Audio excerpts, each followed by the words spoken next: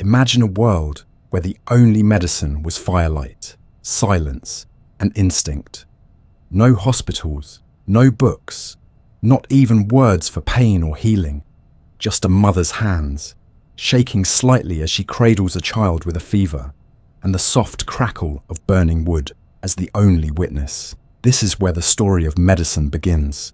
Not in great libraries or golden temples, but in the shadows of caves, beneath the watchful eyes of stars and ancestors. Long before science, long before even myths had names, humans were already learning to care for one another. And somehow, in this vast emptiness of prehistory, something began to stir. A deep, persistent instinct to protect the wounded, to soothe the sick, to keep each other alive.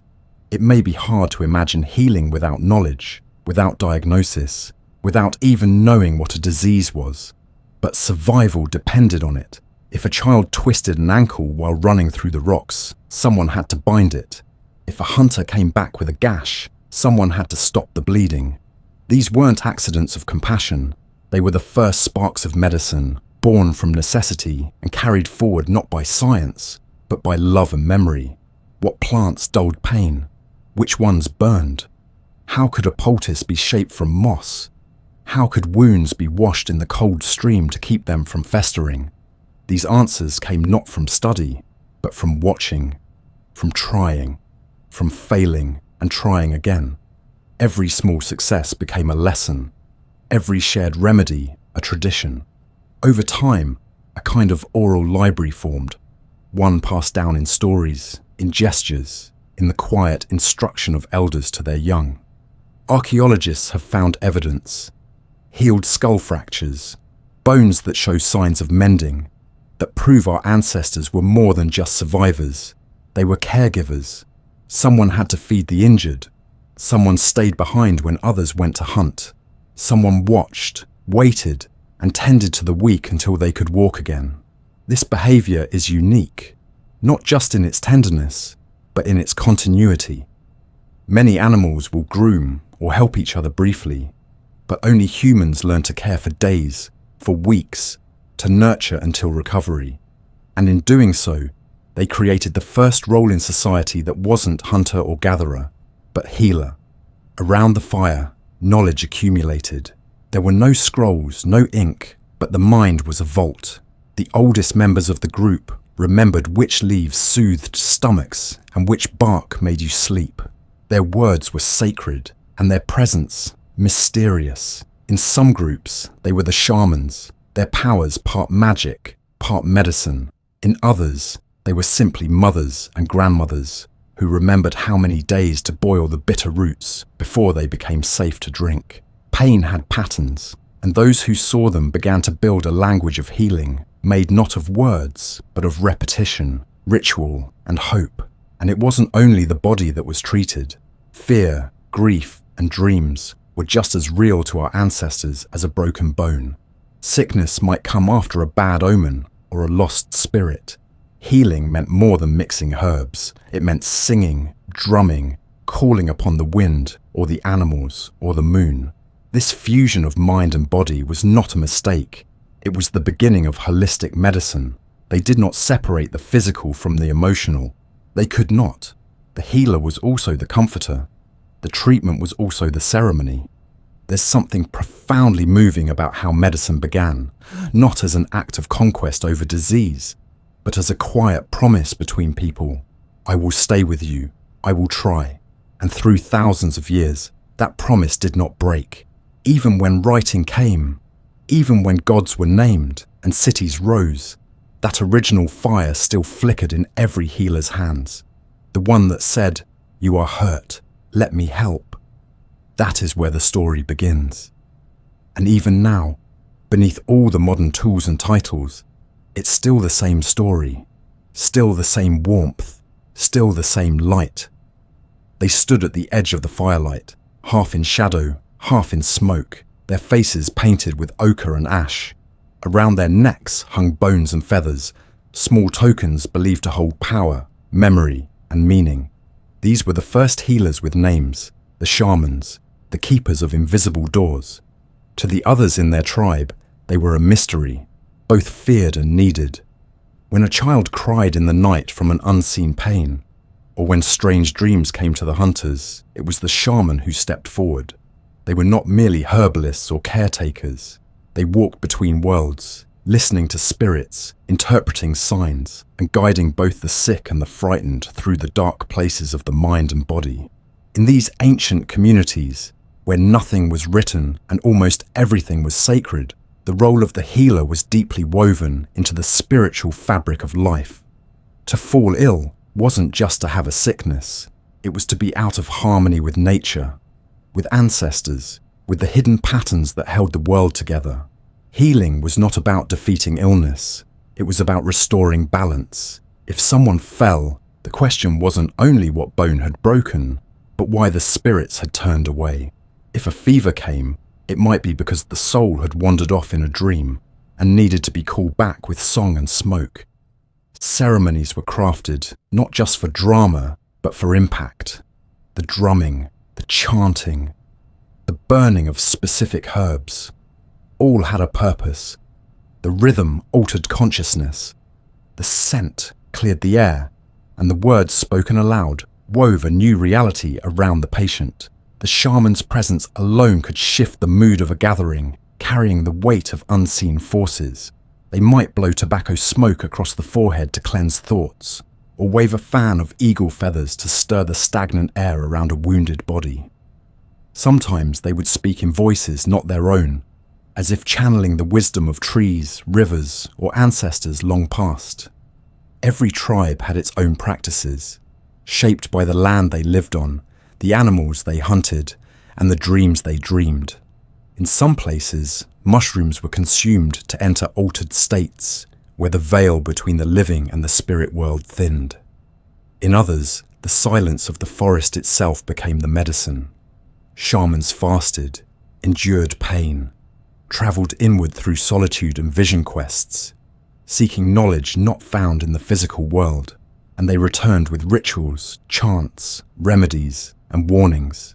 They became bridges between the physical and the spiritual, between life and death, between the known and the mysterious. But even as they danced in the realm of the mystical, shamans were also observers. They knew the plants, the patterns, the seasons. They noticed that certain roots helped when the stomach ached, or that wounds healed faster when washed with cool water from a certain stream. They marked which mushrooms were deadly and which seemed to open the mind. They watched the behavior of animals, the changing skies, and the rhythms of the body. Their knowledge was not superstition. It was early science, wrapped in myth and ritual, and it was passed down carefully, often through long apprenticeships, where the next generation of healers would spend years in silence, watching, mimicking, learning. Their methods could be gentle, a whispered chant, a bowl of crushed herbs mixed with honey, but they could also be terrifying. In some regions, sharp stones were used to cut the skin and let out what was believed to be bad blood. Hot stones were pressed against the body to burn away illness. Teeth were pulled, bones were set by brute force, and long rituals demanded physical endurance.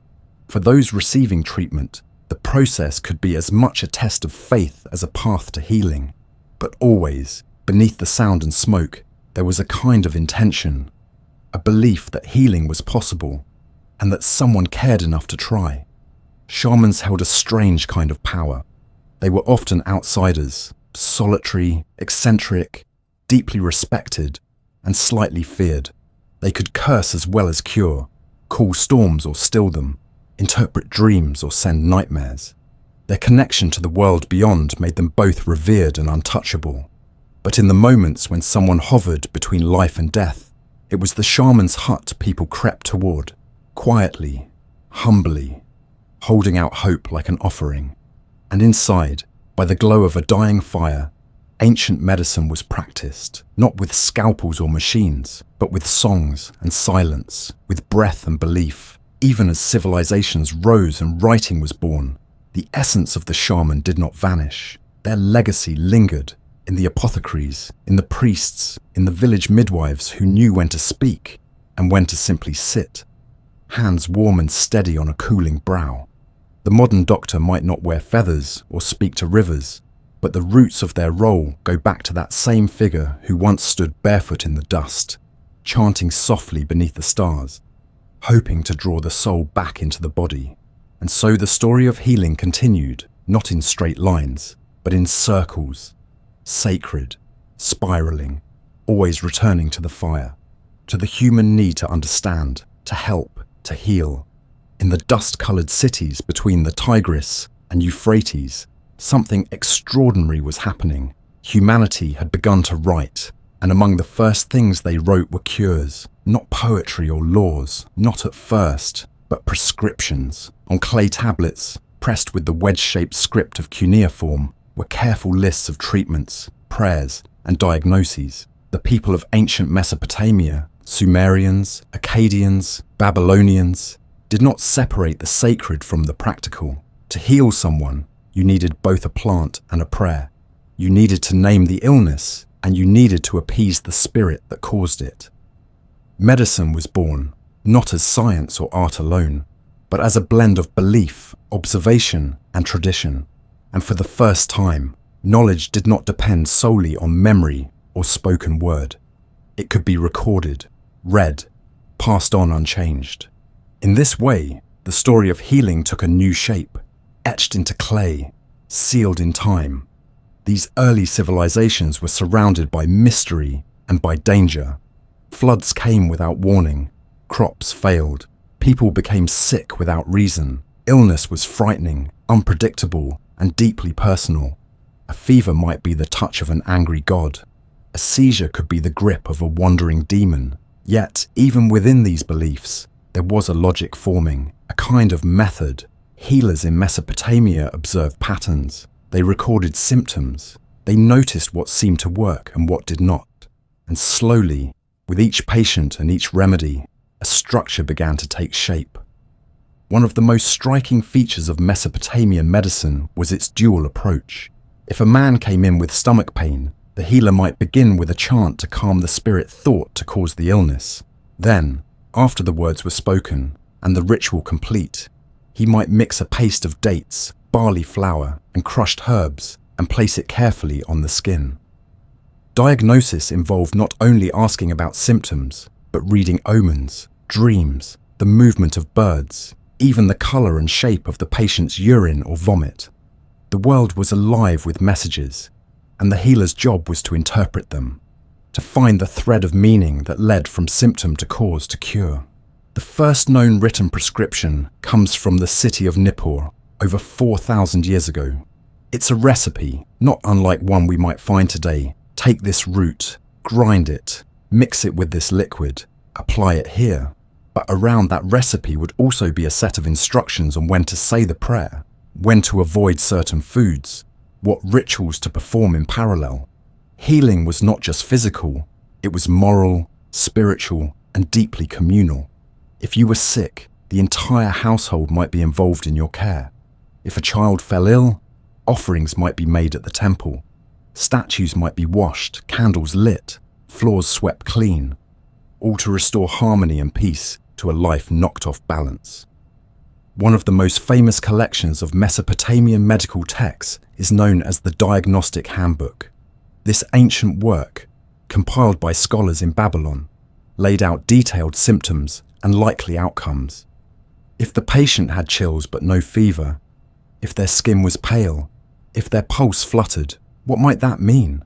And what would follow? The text didn't just describe illness, it predicted. It offered a prognosis. Would the patient recover? Would they grow worse? Should they be isolated? Or should others prepare for mourning?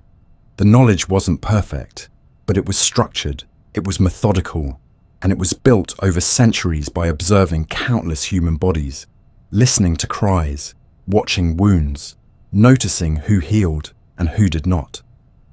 Among the treatments, we find herbs still used today: licorice root, mustard, frankincense.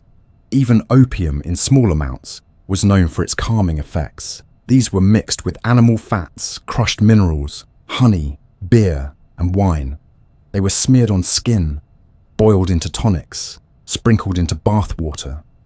Medical texts included recipes for burns, fevers, infections, headaches, and even toothaches. In one tablet, instructions are given to grind together henbane and beer and apply it to an aching tooth, a remedy that may not sound very scientific, but likely brought some relief.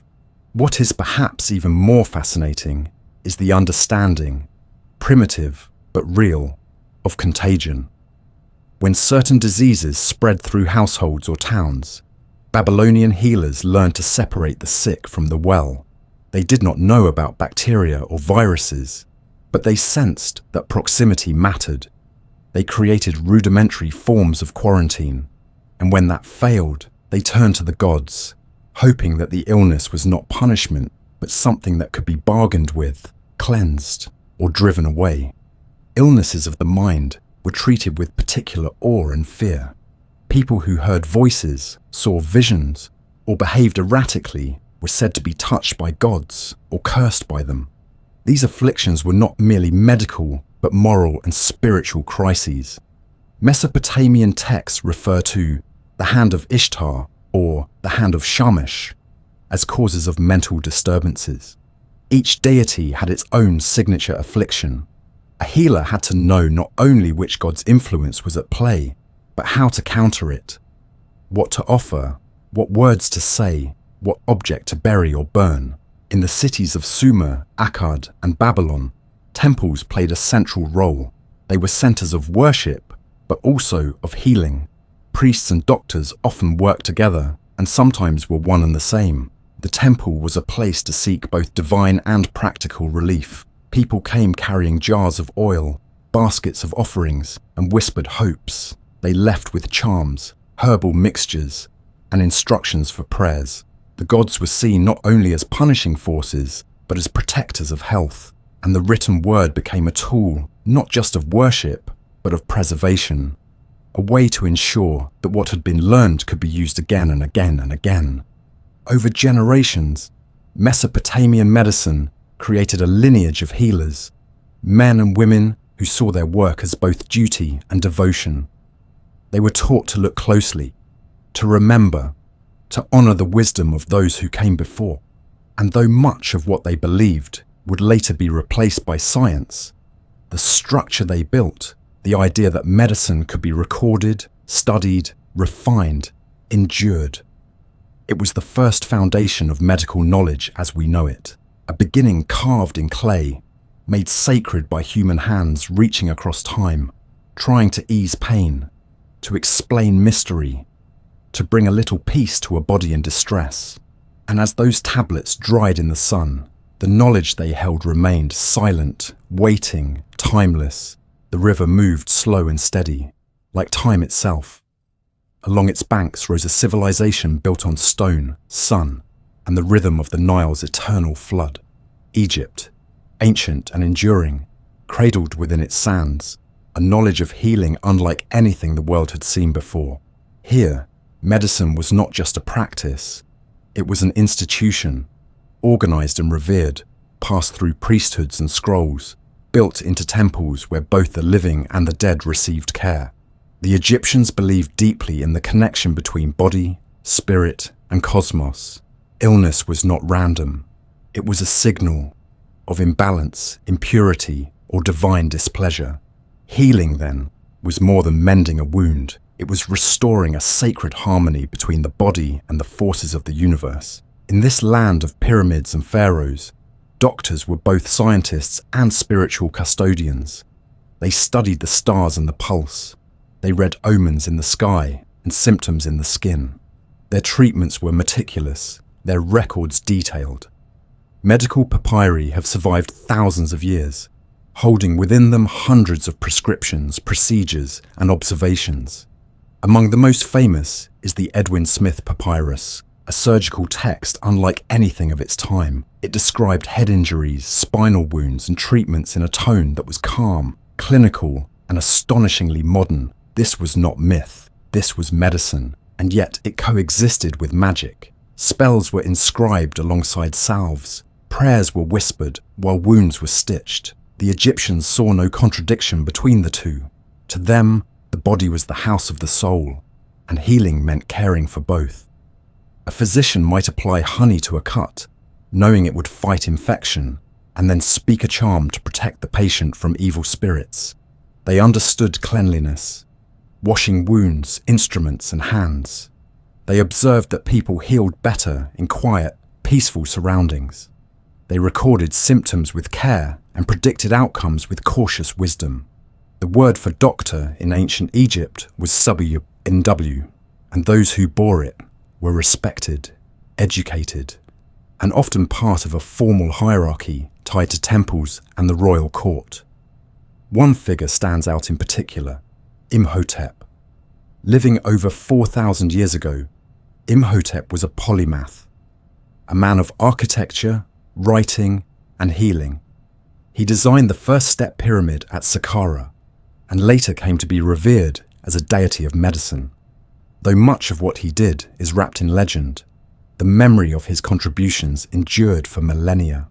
In later periods, temples were built in his name, and patients would sleep in them hoping for dream-guided cures. He became a symbol of wisdom, and in his legacy, we see the Egyptian blend of empirical knowledge and sacred belief. The Egyptians believed that the human body mirrored the cosmos. Its channels, vessels, and organs were not just physical structures, but conduits of spiritual energy. Illness occurred when these channels were blocked or disturbed by bad food, foul spirits, or even improper behavior. Remedies were designed to cleanse and rebalance. They used herbs grown in the lush soil of the Nile Valley: coriander, garlic, myrrh, lotus. They applied animal fats, crafted poultices, and brewed decoctions. They had an eye for surgery and knew how to suture wounds, reset bones, and even drill into the skull in cases of cranial trauma. Trepanation, that most ancient of practices, was performed here, just as it had been in far older times, but with greater precision. Hospitals, too, were born in this land. The Per Ankh, or House of Life, served as a center for healing, learning, and record-keeping. It was there that scrolls were copied, cases studied, treatments prepared. The sick would come for help, and students would learn from masters. Each ailment was documented, each treatment carefully preserved. The knowledge was not static. It grew, changed, evolved with every generation. And though it was reserved for an elite, those trained within the temple system, it was still shared, passed on, remembered. There was even specialization. Some physicians treated only eyes, others focused on the stomach or bones. Dentistry existed, so did obstetrics. Midwives helped bring life into the world with a combination of experience and ritual. They used tools, amulets, and prayers. They understood fertility, nutrition, and the importance of hygiene. Birth and death were both doorways, and medicine stood watch at each threshold. What set Egypt apart was its scale, its structure. Medicine was not left to isolated village healers. It was centralized, taught, and refined. The connection between health and religion was not superstition. It was part of a worldview in which everything had meaning. A cough might be caused by dust, but also by the weight of unspoken guilt. A wound might fester from infection, but also from a curse. So the healer addressed both. They treated the flesh and soothed the soul. Even mummification, the careful preparation of the dead, contributed to anatomical knowledge. Though not meant for science, the process revealed the placement and texture of organs, the pathways of blood, the resilience of bones. The embalmers, silent and skilled, handled the body with reverence, but also with expertise. Their work echoed forward, giving later physicians clues about what lay beneath the skin, how the body was built, and what might go wrong within it. Foreign visitors, including Greeks like Herodotus, wrote in admiration of Egyptian health. They noted the longevity of its people, the order of its hospitals, the confidence of its doctors. Perhaps it was the climate, dry and clean. Perhaps it was the food, grains, fish, dates. Or perhaps it was the culture itself, which honored balance, order, and the care of the body as a sacred duty. Whatever the reason, Egypt stood as a beacon of healing in the ancient world, its methods both mystical and measurable. Time would carry its scrolls across seas and centuries. Later civilizations would copy their treatments, translate their incantations, admire their approach. But the heart of Egyptian medicine remained something uniquely powerful, a deep belief that to heal someone was to restore their place in the order of things, that every person, no matter their status, carried within them a map of the universe, and that the healer's task was not just to stop pain, but to help that person remember who they were and how they were meant to feel, whole, in harmony, at peace. Far across the deserts and mountains, where the monsoons kissed the land and the rivers curved like living threads through forests and fields, India was weaving a different story of medicine, one that did not merely treat illness, but sought to understand the very essence of life. The word they used was Ayurveda, a compound of Ayus, meaning life, and Veda, meaning knowledge. This was not simply a collection of herbal cures or techniques.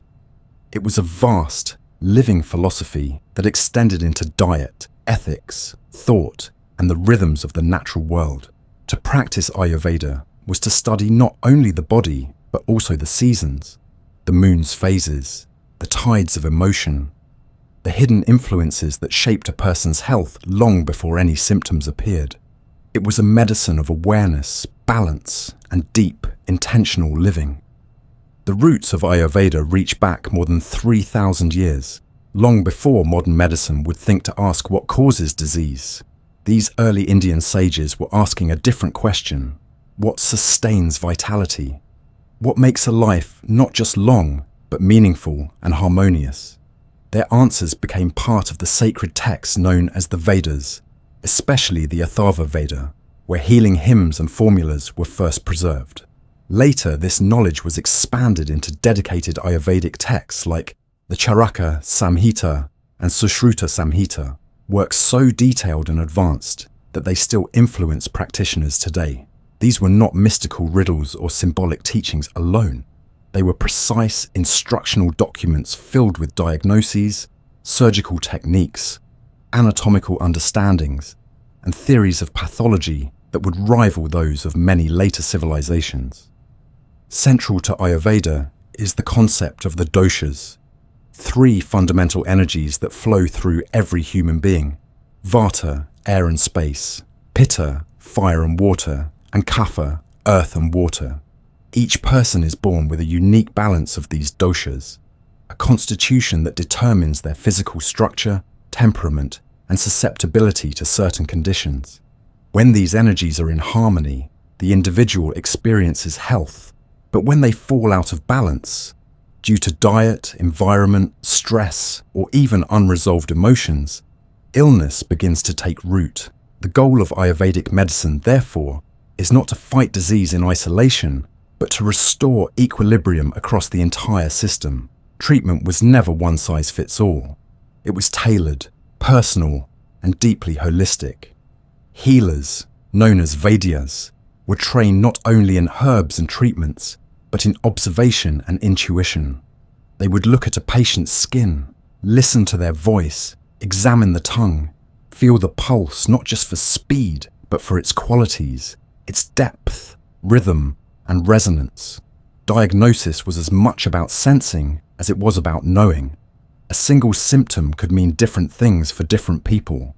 A cough, for example, could be the result of cold winds disturbing Vata, or it could signal Pitta's heat rising through the body. The treatment depended not only on what the symptom was, but who the person was, where they lived, what they ate, how they thought, and what had recently shifted in their world. Herbs formed a cornerstone of treatment, but they were never given in isolation. A remedy was always part of a greater prescription: changes in diet, adjustments to sleep, breathing exercises, meditation, often spiritual reflection. Certain roots and plants were boiled into teas, ground into pastes, or taken with honey to carry their properties deeper into the tissues. Others were used externally, as oils or poultices. Some substances had cooling properties to soothe inflammation. Others sparked digestion and circulation. The kitchen was a pharmacy, and the daily meal a ritual of medicine. Spices like turmeric, ginger, cumin, and fennel were not just flavor. They were tools of balance, chosen carefully according to the doshic needs of the season and the person. Ayurveda also emphasized the importance of cleansing, both physical and emotional. Toxins, known as ama, were believed to accumulate in the body and mind when digestion, lifestyle, or thoughts became stagnant. These toxins could cloud the channels, dampen the spirit, and eventually lead to disease. Therapies such as Panchakarma, a sequence of intensive purification treatments, were designed to reset the entire system. This process could include herbal oil massages, steam therapies, nasal cleansing, enemas, fasting, and guided rest. It was not a quick fix. It was a seasonal renewal, a commitment to deep healing that addressed not just the symptom, but the source. The mind and body were never viewed as separate in Ayurveda. Every mental state had a physical echo. Anxiety, jealousy, joy, peace.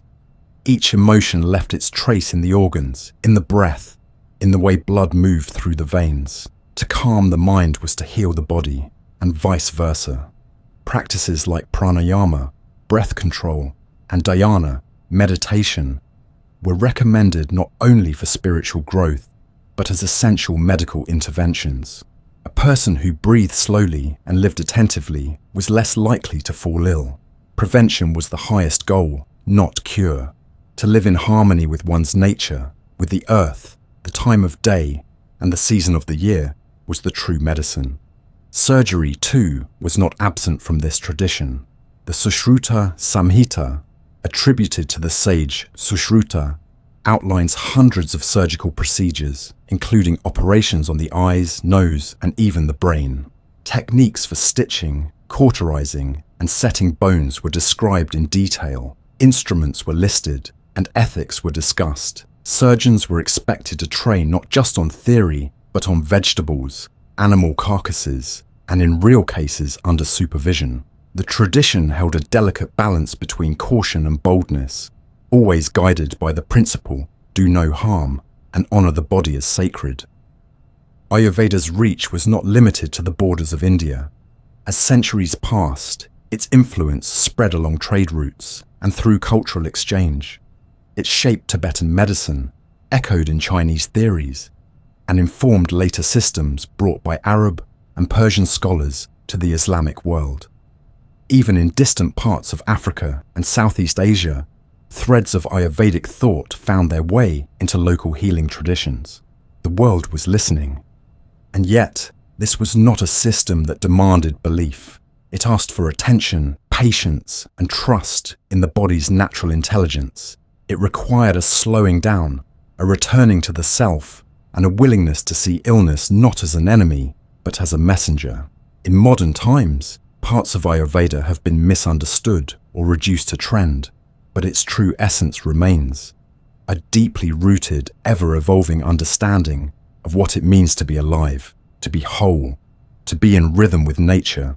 At its heart, it teaches that the human body is not a machine to be fixed when broken, but a living field, woven from the earth, wind, fire, water, and space. And healing, in this view, is not an intervention. It is a remembering of balance, of stillness, of the sacredness that pulses quietly beneath our skin. Imagine a land where mountains touch the sky, and rivers run like threads of silk through misty forests. In this vast and ancient landscape, a different kind of medicine began to form, one that listened not only to the body, but to the invisible energy flowing through it. In early China, healers did not see illness as a simple malfunction or attack. They saw it as a disruption in a person's harmony with the universe. Health was not just the absence of disease. It was the smooth, balanced movement of life energy called qi through every part of the body, every cell, every breath. And medicine, therefore, became the art of maintaining that flow, of clearing the blockages, of restoring the elegant rhythm that connects human beings to the seasons, to the earth, and to each other.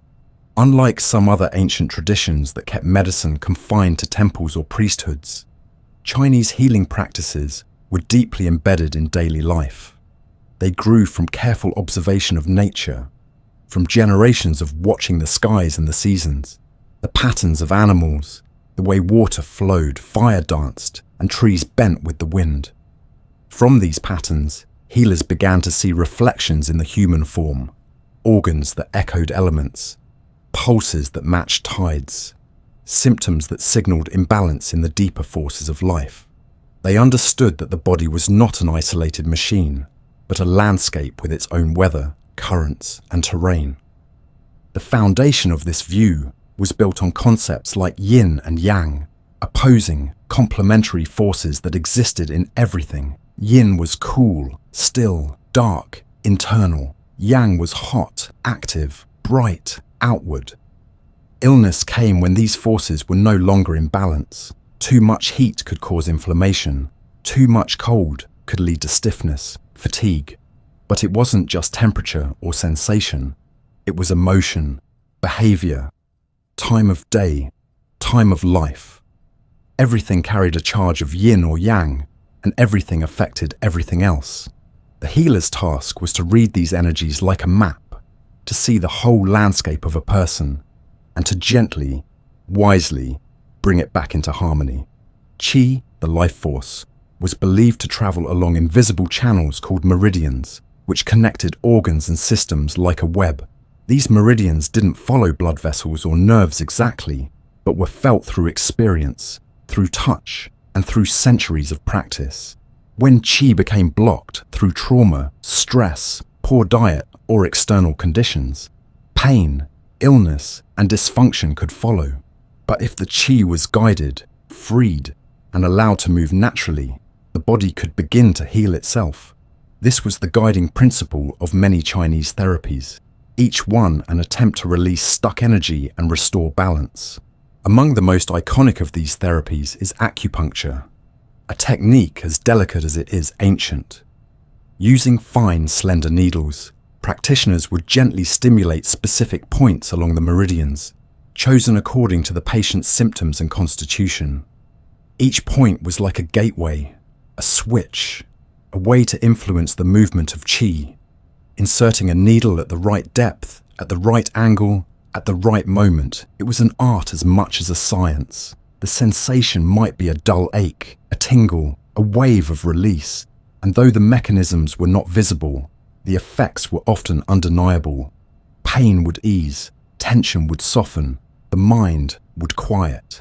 In this silent, still practice, thousands of years of wisdom converged into a single breath, a single point of connection between healer and patient. There were other tools as well. Moxibustion, the burning of dried mugwort near or on the skin, was used to warm meridians and encourage the flow of qi, especially in cases of cold or stagnation. Cupping used heated glass or bamboo cups to create suction on the skin, drawing blood and energy to the surface. Gua sha, the scraping of the skin with a smooth-edged instrument, helped to release toxins and restore circulation. And of course, herbal medicine was central. Hundreds of plants, minerals, and animal substances combined in precise formulas tailored to each individual. A single remedy could include roots to strengthen, leaves to cool, berries to move blood, and seeds to calm the mind. Nothing was random. Every ingredient had its nature, its temperature, its affinity, and every person had their own pattern, their own unique balance that needed to be considered. Chinese medicine also emphasized prevention over cure. Daily habits, seasonal routines, emotional health, and spiritual alignment were all part of staying well. People were encouraged to live in harmony with nature, to rise with the sun, rest with the moon, eat according to the harvest, avoid cold foods in winter and heating spices in summer. The body was seen as resilient, self-regulating, but only when treated with respect and rhythm. Too much work, too little sleep, unexpressed emotions. These could all lead to imbalance. And so the healer's role was not just to treat illness, but to teach, to guide, to remind people how to live well. The practice of pulse diagnosis became one of the most refined aspects of Chinese medicine. Practitioners would spend years learning to feel the subtle differences in the pulse at various positions on the wrist. A floating pulse might suggest external wind. A slippery pulse could indicate dampness or phlegm. A thin pulse might speak of deficiency, a strong one of excess. The pulse was like a poem the body whispered, a complex, shifting code that revealed internal states before any symptoms appeared. It was not just about counting beats, it was about listening with the fingers, feeling with the heart. All of this was supported by a deep philosophical tradition, particularly Taoism, which taught that the greatest power was found in stillness, in non-resistance, in flowing with the current rather than against it. Health was not something to be conquered, but something to be cultivated. A quiet life, a clear conscience, a balanced heart. These were as important as any herb or technique. Healing was not an intervention, but a return to natural order. In times of crisis, Chinese doctors could act swiftly, treating infections, draining abscesses, stitching wounds. But their deeper strength lay in patience, in pattern recognition, in the understanding that the body holds its own wisdom, if we can just help it listen.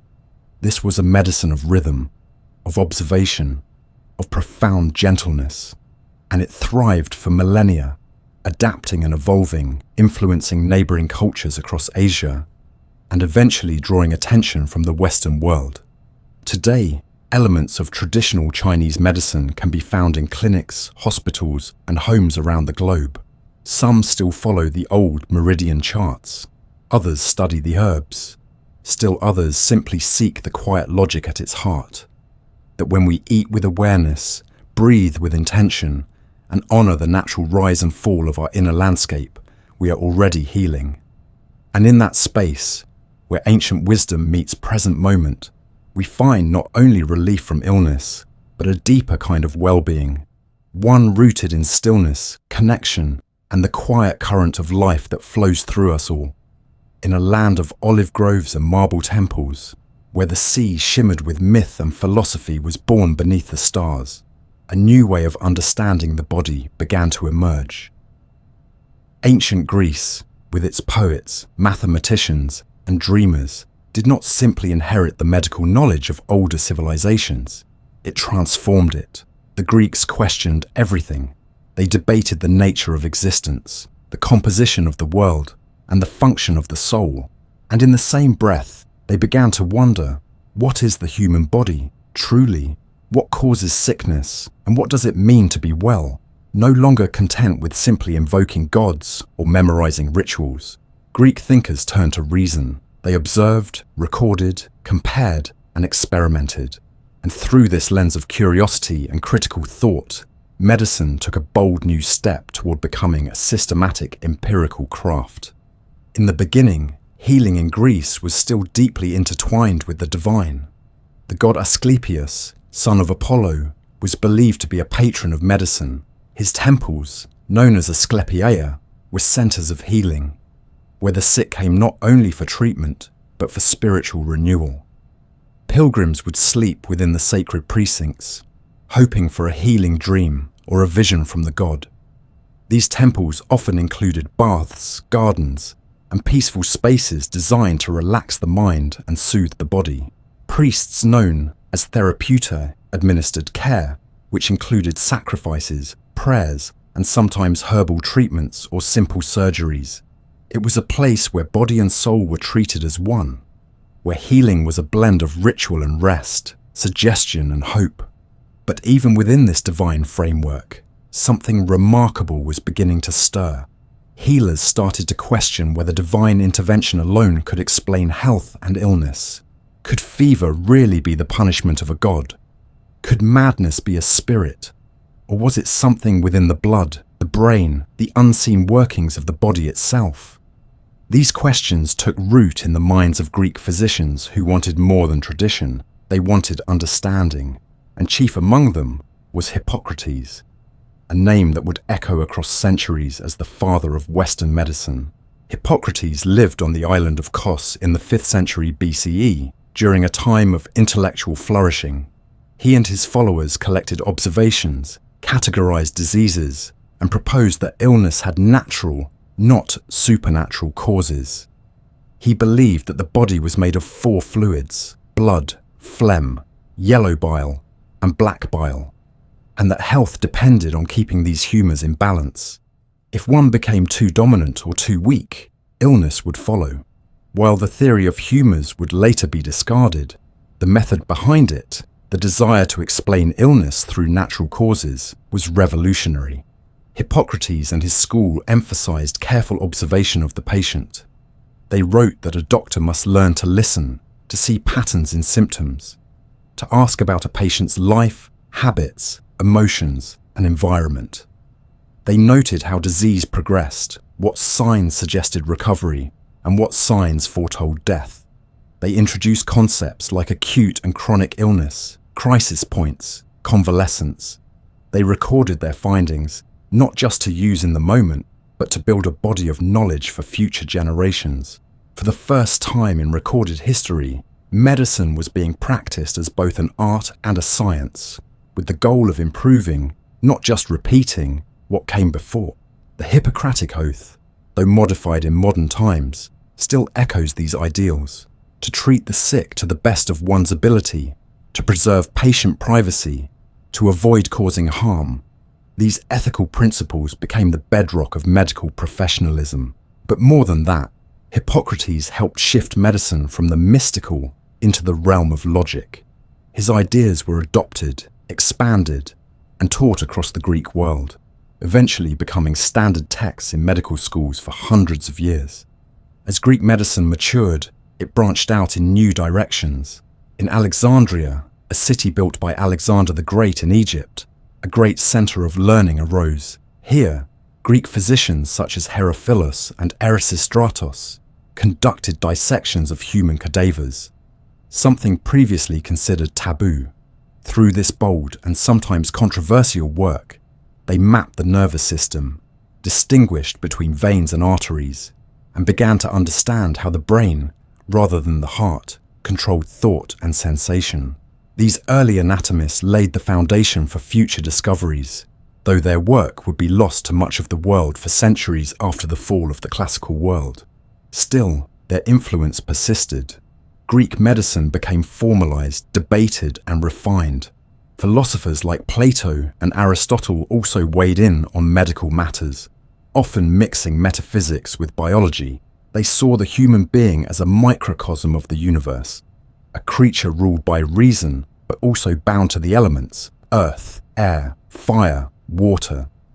Health was a harmony not just of fluids, but of moral, emotional, and physical states. A sick person, then, was not simply someone whose body was failing, but someone who had fallen out of tune with the natural order. And so the treatment could involve not just herbs and incantations, but changes in behavior, thought, and lifestyle. Greek medicine also gave birth to the concept of regimen, the idea that health could be maintained and restored through diet, exercise, bathing, and sleep. Physicians recommended specific foods for specific conditions, advised on the ideal times to wake and sleep, and urged patients to avoid excess in all forms. It was a preventative medicine, aiming not just to treat, but to educate. This philosophy was deeply practical, shaped by a belief that nature could heal itself if given the right support. The doctor's role was to guide, not to dominate. Even as the Greek world was eventually absorbed by Rome, the foundations of Greek medical thought endured. Roman physicians studied Greek texts, taught Greek theories, and practiced using Greek methods. The great Roman doctor Galen would later build upon Hippocratic ideas, writing encyclopedic works that became the standard medical references for more than 1,000 years. But at the heart of all this was a singular shift, a movement from mystery to inquiry, from myth to method, from unquestioned ritual to observation and reason. In this way, ancient Greece did more than create temples to healing. It created a culture of questioning, of documenting, of understanding. It trained physicians to be thinkers, not just practitioners. It asked the body to tell its story and gave doctors the tools to listen. Even now, when we sit in a doctor's office and describe our symptoms, when we trust that careful observation will lead to insight, we are following in the footsteps of those first Greek physicians. They were not perfect. They knew little of germs, nothing of cells, but they believed that knowledge could grow, that healing could improve, and that the body was not a curse or a mystery, but a system that could be known. And so, on the sunlit hillsides of Kos, in the marble colonnades of Athens, in the lamplit libraries of Alexandria, the first modern doctors stood, not with stethoscopes, but with scrolls and questions, hope and discipline. Their legacy is not just in their writings, but in their spirit, the unending quest to understand what ails us, to relieve suffering, and to seek, always, a better way to heal. As the sun set on the golden age of Greece, another civilization was rising, vast and ambitious, stretching from the forests of northern Europe to the deserts of Africa. The Roman Empire, with its legions, aqueducts, and boundless roads, did more than conquer land. It absorbed ideas, repurposed knowledge, and carried with it the seeds of ancient Greek medicine, planting them in cities from Britannia to Syria. Where the Greeks had pondered, the Romans built. Where the Greeks had theorized, the Romans systematized. Their contribution to the history of medicine was not born from revolutionary insight, but from their remarkable ability to preserve, refine, and organize the medical traditions they inherited, making them accessible across a vast and diverse empire. In the bustling cities of Rome, medicine was everywhere. Bathhouses served, not just as places of cleanliness and social life, but as centers of preventative health. Steam, massage, and exercise were part of daily life for citizens who could afford them. Public latrines and aqueducts, extraordinary feats of engineering, brought fresh water and sanitation to millions, reducing disease through sheer infrastructure. Roman medicine was deeply practical. It saw illness as something to be addressed in the here and now, not just with prayers, but with action.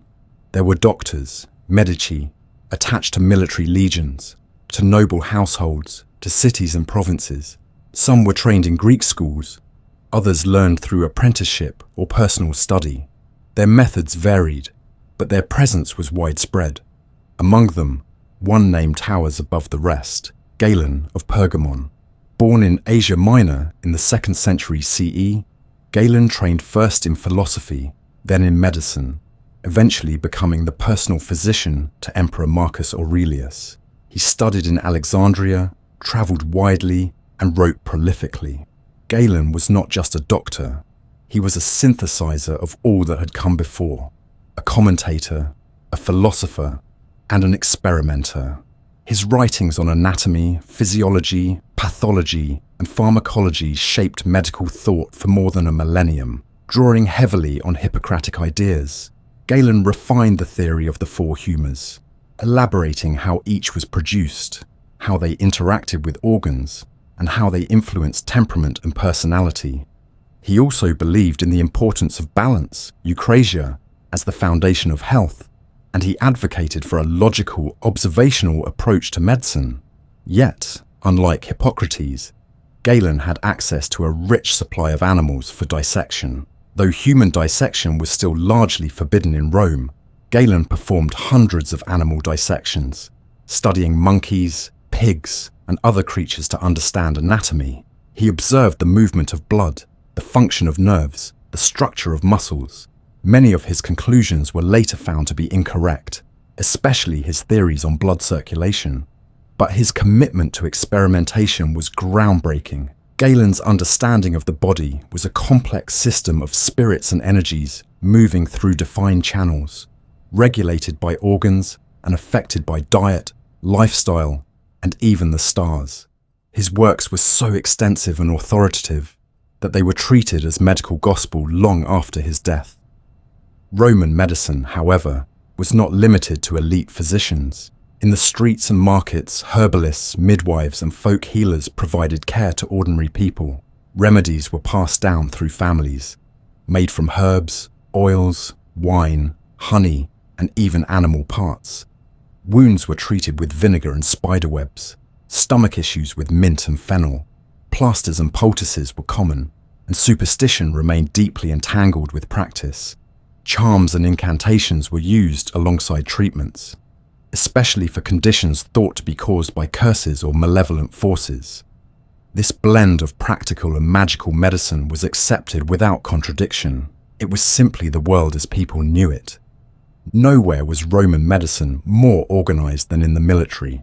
The Roman army was a mobile, disciplined machine, and it needed its soldiers healthy and ready. Field hospitals, known as valetudinaria, were set up near battlefields and forts. They were equipped with surgical instruments, recovery rooms, and trained personnel. Surgeons carried kits of scalpels, forceps, and bone saws. They learned how to treat wounds, amputate limbs, and manage infections using wine as an antiseptic. Soldiers were valuable, and the empire invested in their care. This military medicine influenced civilian practices and contributed to the survival of medical knowledge during times of instability. Even in architecture, the Romans supported health. Their cities were designed with public health in mind: spacious forums, fountains, drainage systems, and laws regulating burial and waste disposal. Though they did not understand microbes, they recognized that filth and illness often went hand in hand. Clean water was a priority. Ventilation, light, and access to nature were valued. The environment was seen as part of the treatment, and Roman physicians often prescribed changes in climate or location as therapy. A person suffering from melancholia might be sent to the countryside. A chronic cough could warrant a trip to the sea. The body was not a separate entity from the world. It responded to place, time, and mood. Women played important roles in Roman medicine as well, though often in unofficial or undocumented ways. Midwives were essential figures in childbirth, trained in both experience and tradition.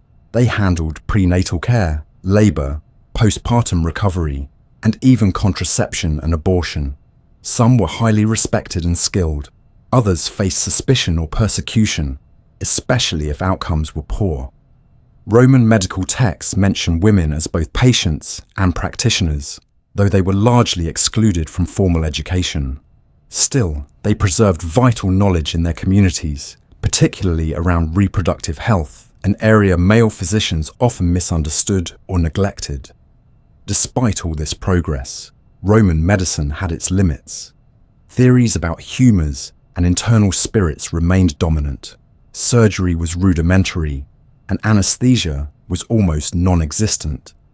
Many diseases were untreatable. Plagues swept through the empire, killing thousands, sometimes millions. The Antonine Plague, likely smallpox or measles, decimated Roman cities in the 2nd century. Later came the plague of Cyprian and the Justinian Plague, causing chaos and fear.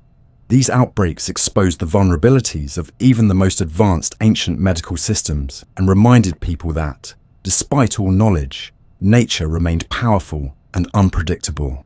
As the Roman Empire began to fracture in the West, so too did its medical institutions. Libraries were lost, roads crumbled, hospitals fell silent. In the Eastern Empire, centered in Byzantium, some of the knowledge survived, but in much of Europe, medicine returned to a decentralized, fragmented state. Folk remedies and superstition once again took center stage. The works of Galen and Hippocrates were copied, but rarely questioned. It would be many centuries before the spirit of inquiry returned to medicine in full force. Yet, the Roman legacy endured. Their texts survived, carried through the Middle Ages by Islamic scholars, Christian monks, and Jewish physicians. Their architecture influenced hospital design for generations. Their practical, structured approach to public health became a model for future cities. And their belief in the power of reason, despite being weighed down by old theories, never fully vanished. Rome had taken the ideas of Greece and given them a body, systemized, expanded, and embedded into daily life. And even as the empire fell, that body lived on, its heartbeat faint but steady, waiting for a new age of discovery to awaken it once more. As the once mighty Roman Empire slowly faded into memory and its libraries darkened, a new constellation of cities began to shine along the desert trade routes and lush riverbanks of the Middle East and North Africa. Here, beneath the golden domes and vibrant mosaics of places like Baghdad, Damascus, Cairo, and Cordoba, a quiet yet astonishing renaissance of healing began. This was the world of Islamic medicine, a world where knowledge from Greece, Rome, Persia, India, and Egypt met in a fertile crossroads of scholarship and discovery, and where medicine was elevated to an art, a science, and a sacred duty all at once. It was a time when scholars gathered under the caliph's patronage in Baghdad's House of Wisdom, a legendary library and academy whose shelves overflowed with translations and commentaries. Here, for the first time in centuries, texts by Hippocrates, Galen, Aristotle, and Dioscorides were not only preserved but read, debated, and improved upon. The study of medicine was not reserved for a priesthood or isolated in a single language. It became a cosmopolitan pursuit, shared across the vast lands that stretched from the Pyrenees to the banks of the Indus, from the snows of the Caucasus to the sun-baked walls of the Maghreb. The great scholars of this era did not merely copy ancient texts. They questioned, experimented, and observed. Al-Razi, known in the West as Rhazes, became famous for his clinical skill and tireless curiosity. He carefully documented cases, described diseases such as smallpox and measles, and insisted that treatments should be based on evidence, not just tradition. Al-Razi's hospitals in Baghdad introduced new standards for cleanliness and patient care, with wards separated by disease, the use of water and vinegar for cleaning, and careful records kept for each patient. The concept of a hospital itself, an institution open to all with salaried staff and public funding, was refined and perfected here, laying the groundwork for the modern hospital. Nearby in Persia, Ibn Sina, Avicenna, became a legend in his own lifetime. His masterpiece, The Canon of Medicine, was a vast encyclopedia that synthesized the medical knowledge of the world. It covered everything: anatomy, physiology, diagnosis, pharmacology, and therapy.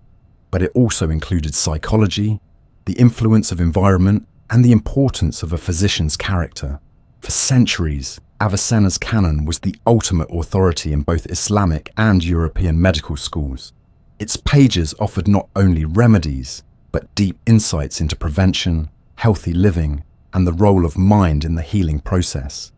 Avicenna emphasized that emotions could affect health, that stress could be as damaging as infection, and that care for the whole person was the truest form of medicine. This age of Islamic medicine was marked by innovation at every turn. Surgeons like Al-Zahrawi or Abul Qasis invented new instruments and described surgical techniques that would be used for hundreds of years. Ophthalmology flourished. Muslim doctors developed sophisticated procedures for cataracts, eyelid surgeries, and even the use of hollow needles for draining excess fluid. Pharmacology blossomed with the compilation of immense lists of herbs, minerals, and compounds. Some imported from as far away as China or India, others cultivated in the gardens of Damascus or Cordoba. Distillation, a process first used for perfumes, was refined for medicines and became an essential tool for creating potent remedies. What set this medical tradition apart was its commitment to observation and record keeping. Physicians did not just prescribe, they watched, they measured, they adjusted, they noted patterns of disease, tracked epidemics, and compared outcomes. Medical education was rigorous, combining apprenticeship in hospitals with the study of texts and regular public lectures. Medical licensing was introduced in some cities, requiring exams to protect patients from untrained healers. Charity hospitals were open to the poor, travelers, and the mentally ill. An extraordinary commitment to social responsibility. Spiritual care and medicine were seen as intertwined, but not as rivals. The body was a trust, a gift from God, to be cared for with wisdom and respect. Prayer and ritual could accompany treatment, but they did not replace it. Physicians were urged to be both learned and compassionate, to see themselves as servants of humanity. The ideal doctor was expected to know not only the cures for physical ailments, but also how to offer hope, calm fear, and lift the patient's spirit in times of suffering.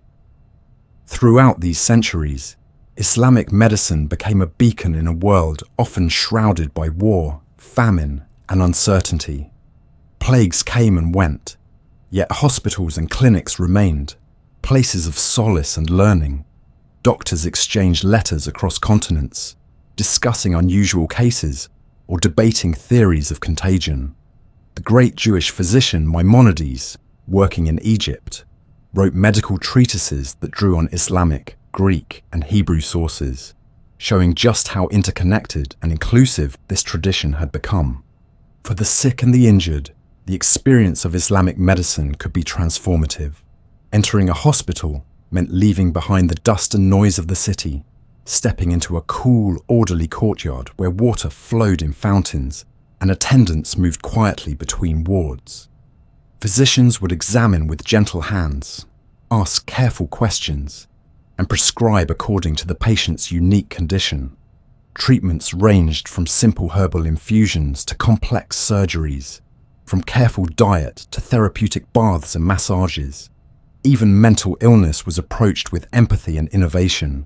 Music, stories, conversation, and companionship were seen as important as any medicine.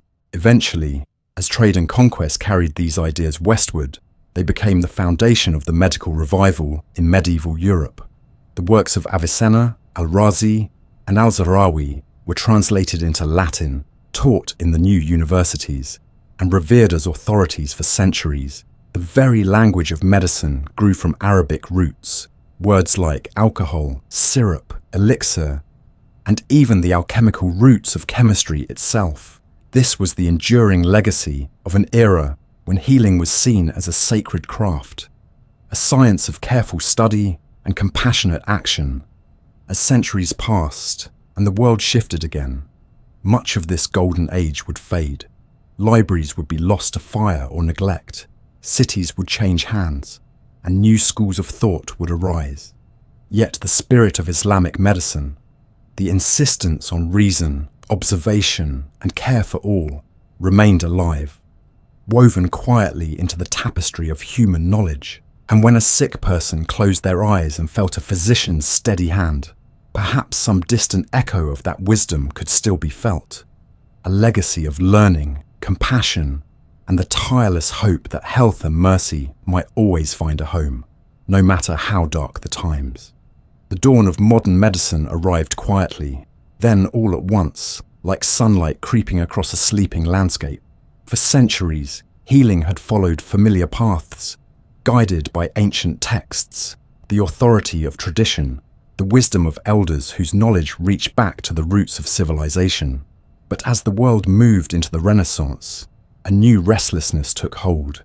Curiosity awakened in the hearts of scholars and healers, driving them to ask deeper questions, to look beyond what was known, to see the body not as a mystery, but as a system waiting to be understood.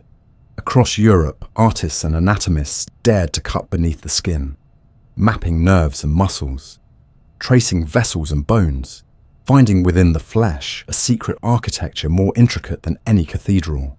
They made drawings, astonishing in detail, beautiful in their honesty, showing the pathways of blood and the chambers of the heart, the coiling loops of the intestines, the branching forests of the lungs. These images were revelations, opening doors to a world hidden for millennia, teaching a new generation to trust their eyes, their hands, their observations above inherited dogma.